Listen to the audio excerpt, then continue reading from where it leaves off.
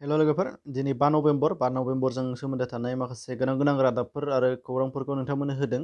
आरो बेयावहाय नुनो मोननाय जागोन नोंथांमोना दिनैनि कारेन्ट एफेयार्सखौ दा कारेन्ट एफेयार्स नायगिरि बिथांमोननिसिम सरि बिनाय जादों जे फुंनि समाव गोबां एंगारहायै जाहोननि थाखाय होनो हानाय जायाखै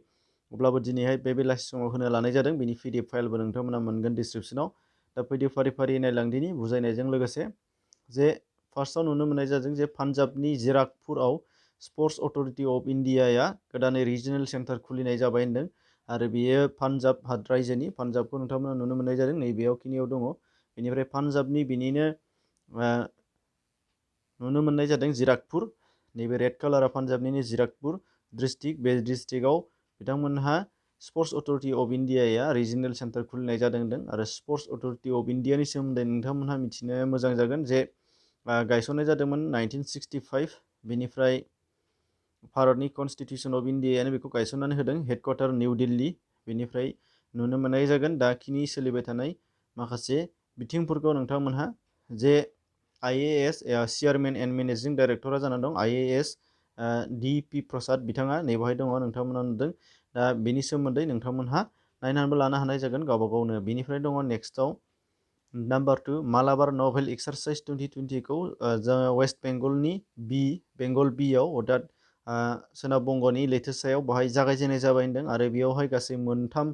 रायजोआ हादरफोरा बाहागो लायोमोन USA जापान इन्डिया नाथाय देग्लायनि 2020 मायथाइनि जेनाखि बे एक्सारसाइजआव बेयावहाय गासै 4 हादरफोरा बाहागो लादों बे जाहैबाय अस्ट्रेलियायाबो बाहागो लानाय जादों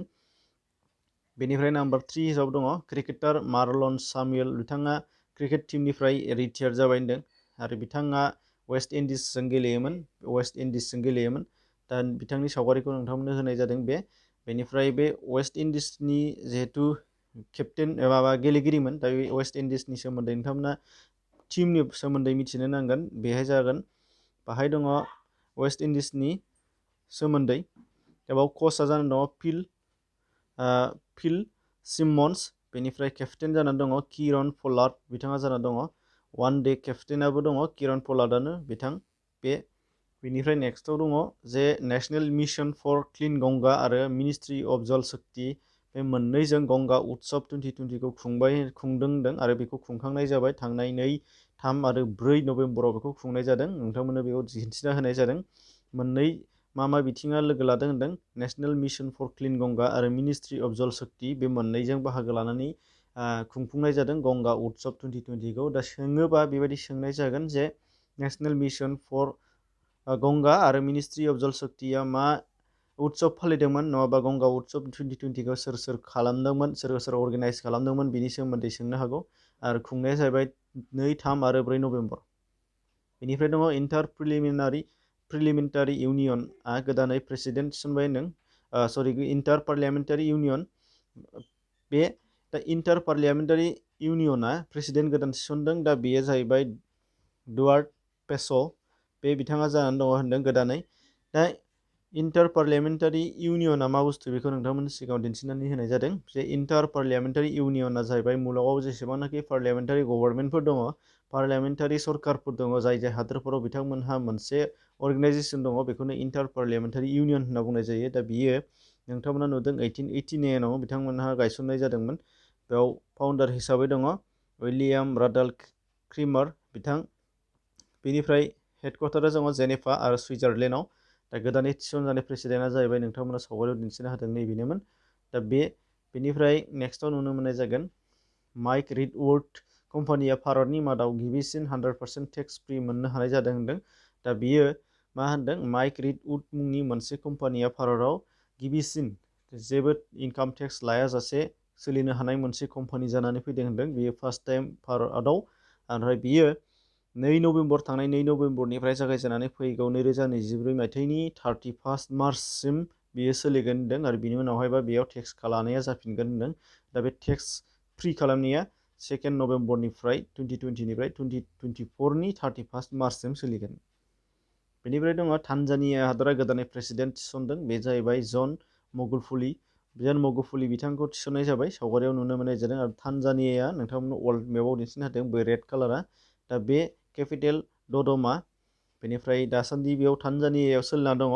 प्रेसिडेन्टआथ' जाबाय जन मगुफुली, बेनिफ्राय भाइस प्रेसिडेन्ट समिया हासान सलुहु, बेनिफ्राय प्राइम मिनिस्टारा दङ कासिम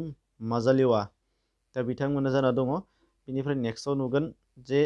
रमांगा ग्रेन्ड प्रिक्स 2020आव देरहानो हादों लुइस हेमिल्टन बिथाङा, आरो बे लुइस हेमिल्टन बिथाङा ब्रिटिश एबा इउनाइटेड किंडमनि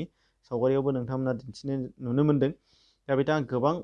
ग्रेन्ड प्रिक्सआव विनार जानो हादों। 2007आव मोननो हादों अस्ट्रेलिया ग्रेन्ड प्रिक्स, बेनिफ्राय 2007आव आरोबाव मोनदों कानाडियान ग्रेन्ड प्रिक्स, बेनिफ्राय आरो मोनबावदों 2020आव इमिलिया रमांगा ग्रेन्ड प्रिक्स, आरो इमिलिया रमांगा ग्रेन्ड प्रिक्सआवनो बिथाङा आरोबाव मोनबावनो हादों। दा 2020 मायथाइनि बे 2007 मायथाइनि बे मोनसे बिथाङा सासे गोबां गोख्रों गेलेगिरि। बेनिफ्राय नुगोन सेस्का ग्रुपआ गावसोरनि गोदान ब्रेन्ड एम्बासाडर थिसनदों, आरो बेखौ राजकुमार राव